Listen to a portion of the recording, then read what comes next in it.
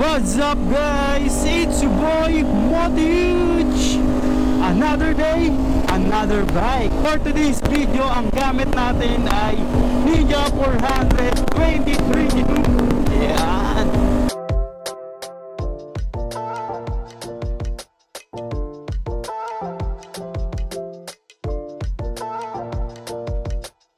What's up? Hey! So ngayon, i-quick test drive natin at i-quick review natin ang Ninja 400. Ano nga ba ang kagandahan using this bike? Kagandahan rin dito is express legal na rin siya. Kaya ngayon ay papasok tayo ng expressway. Titignan natin ang experience while using this bike sa expressway. Yeah! Ayan, no? Ano lang tayo? Panandalian sa expressway. Parang dati, dyan lang tayo. Ngayon, nasa expressway na tayo, pare. Sarap. So, ang kagandahan dito sa bike na to, ito yung pinagmamalaki nila na sport touring bike na hindi siya subsob na mga pang-sport. Ito touring, kaya medyo nakaangat. Kaya pwede ito sa mga long rides and sa mga newbie na gustong mag-sports bike. Yan. At ang kagandahan rin dito, ang ganda ng tunog nyo. Ano? Diba? Sheesh!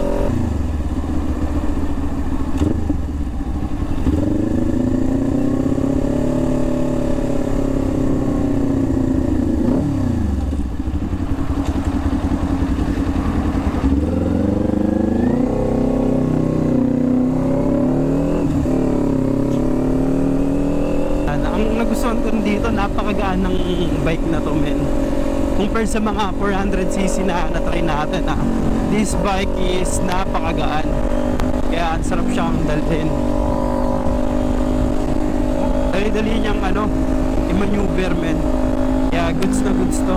Long ride or short ride or pang daily. Di rin naman siya ganun kalakas yung niya, yung gas consumption niya. Pero malakas yung torque na ito, pakita ko sa inyo.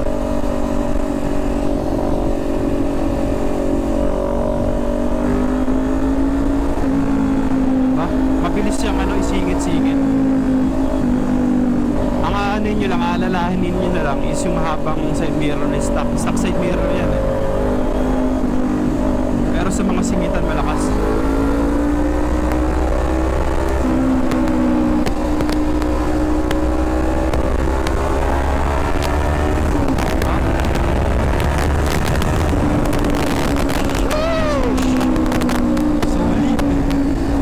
Stable ng niya, di ba? Na pinaka-handle niya, kahit nakaganto ka, napaka-stable. Kaya eto rin yung kagandahan dito sa Kawasaki.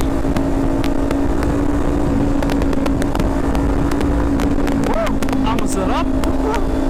Grabe! Ganyan ang Ninja 400. Napaka-solid. Dito lang tayo. Hanggang SM Bigutan lang tayo.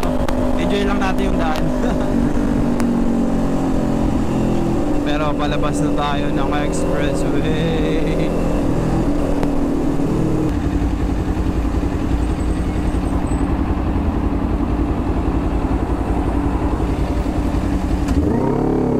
Yung balance 100 pesos.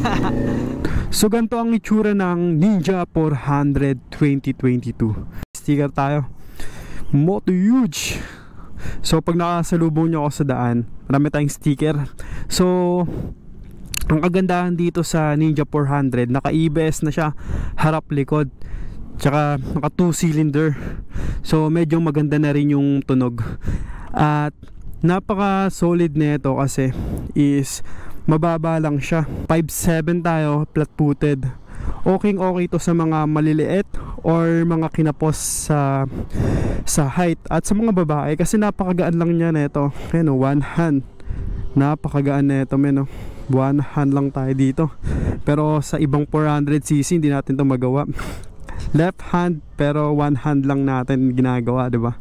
Napakagaan na ito and napaka-comfortable kasi ito yung sport touring. Ganito yung itsura niya.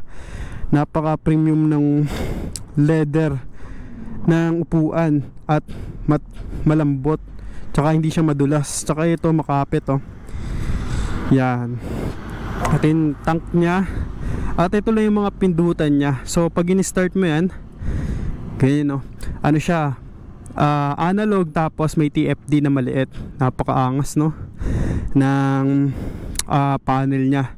So ito yung passing light. Pag ginon nyo, ito yung button ng kill switch, open switch, tapos push start. Yan. Ito yung pinaka analog. Ito yung pinaka RPM mo. Once na pinihit mo, lalabas yung ganyan. So ito yung makikita mo yung odo, yung volt, tapos dito mo lang pipindutin yan. Yan, range, average. Yan. Yan, tapos ito yung odo, trip 1, trip B. Yan, tapos ito yung high beam, low beam, passing light, busina. Tapos signal light and signal light. Ang problema lang dito is wala siyang hazard yun. Once na gusto nyo, ipakabit nyo na lang yung hazard.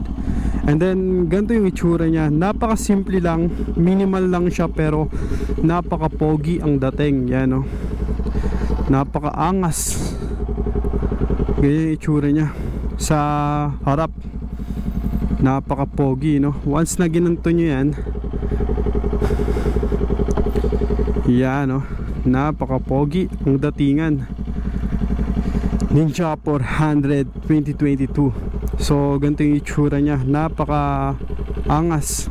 At pag sinakyan nyo naman siya, yung feel nito is napaka normal at hindi ka nakakangalay kasi sport touring to. So medyo nakaangat yung manibelo. Hindi siya sup-sup katulad ng R15 na nandito. Ito dito nasa taas. At pwede nyo pa tong extend kung gusto nyo. Tapos naka-flat footed tayo dito. At napakagaan nito. Ito yung pinaka-display niya. Yay! Ang angas, 'di ba? Tapos ito ABS, neutral. Ito check engine kung magkaroon ng problem, makikita agad. At signal light dito. Tapos high beam, low beam, busina. Yan. Ganyan lang, napaka-simple lang niya. Pero ang kagandahan dito is pogi ka tignan. So ngayon ite-test drive natin ang Ninja 400. Kung ano nga ba ang feel neto once na ite-test drive nyo. Napakadali lang to isingit sa mga traffic men. O diba? Hindi tayo naka big bike eh. Napakagaan kasi neto eh. Kaya madali siyang i-handle. Ano? Ang problemahin nyo lang talaga to, itong side mirror na malaki. Kaya kung bibili kayo ng Ninja, ipa-aftermarket nyo na lang yung side mirror, yung medyo maikli. Yan, para maganda. Ito kasi medyo mahaba siya eh. Ayun lang naman yung dito para sa akin na need nyo i-upgrade. Pero sa mga singitan, hindi siya mahirap eh. Madali lang siya actually. At di ba? Napakadali lang isingit, man. Regarding naman sa temperature ng Ninja 400, kung nagtataka kayo, baka sabihin nyo nag-overheat siya or ganito. Etong temperature dito, yan, yan, kadalasan, ayun 4, nasa 4 tayo, 4 or 5 yan. Wag lang mag-6 kasi ayun yung pinaka-overheat. But dito, nakikita nyo yan, 4, diba? Kasi pag naging 5 na yan, under na yung pinaka-pan yan. Naging 5, under na yung pan. Pero yung pinaka-standard 4 or 5, yan na yung pinaka-standard ng temperature ng Ninja 400. At mainit nga ba ang Ninja? Hindi naman siya ganun kainit. Pero sa mga big bike, normal lang talaga yung init eh. Pero hindi siya ganun kainit kasi may para siyang dito, yung pinaka-pan niya, may singawan, so hindi maiinitan yung tuhod mo. Yan, di ba? Napaka-solid na ito kung gusto niyo talaga mag-big bike. Kung sakto yung budget niya, hindi ganun kamahal, hindi rin ganun kamura. Nasa saktuhan lang talaga. Kasi I think mga original price na ito, nasa 300k plus yung pinaka ano na ito, brand new price. Nasa ano siya, di ba? Medyo mahal talaga kasi big bike at napaka-pogi naman talaga. Kahit hindi ka 1000cc, mukha kang naka 1000cc. Ganun yung feeling ng Ninja 400 pag nahawakan niya to. Pogi lang talaga siya. At ang nagustuhan ko dito, hindi nakakangalay eh. Kasi naalala ko yung R15 ko, nakaganon ako pare. Ang sakit sa likod pag hindi ka nasanay. Ito, kahit malayong mga biyahe, panalo, hindi nakakangalay. Ang nagustuhan ko rin dito, napakalambot ng clutch yun. Parang walang clutch eh. Or nasanay lang ako sa matitigas na clutch. Kasi ang lambot ng clutch na ito, naka-sleeper clutch na rin pala to, no? Based sa experience natin and test ride natin dito sa motor na to, napaka magandang gamitin, men. So ayun muna for today's video. Next time sasabihin natin or magbibideo tayo ano yung mga dislike and need nyo malaman bago kayo bumili ng Ninja 400. But ngayon is nireview lang natin kung ano yung experience natin while using this bike. Oy, what's up? Hey! Nakakilala pa sa atin, no? Upload natin yung mga dislike and like natin sa motor na to. Once again, this is Moto Huge. Peace out. See you next vlog. Hey.